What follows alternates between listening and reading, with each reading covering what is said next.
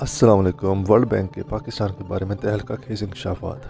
World bank کا کہنا ہے کہ پاکستان اب غربت کی لکیر سے بھی نیچے آ چکا ہے۔ پاکستان میں بہت سی ضروریات کی چیزیں عوام کی حد سے، عوام کی پہنچ سے بہت دور ہو چکی ہیں۔ پاکستان کی تمام تر ضروریات اور عیاشیاں صرف اور صرف اشرافیہ تک محدود ہے۔ اشرافیہ جیسے چاہتا ہے اس کو یوز کرتا ہے، اس کو استعمال کرتا ہے، لیکن پاکستان کی عوام اب ان ضروریات کی چیزوں سے محروم ہو چکی ہے۔ پاکستان اپنے ہمسائے ممالک سے بہت پیچھے رہ چکا ہے۔ اب اس میں سوال یہ بنتا ہے، اس سب کا ذمہ دار کون؟ پاکستان کی عوام کو ضروریات کی چیزیں بھی فراہم نہ کرنے والے ذمہ دار کون؟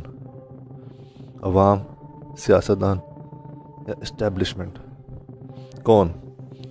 اس کا جواب انشاءاللہ ہمیں زندگی کی اور اس دنیا میں کبھی نہ کبھی ضرور مل جائے گا۔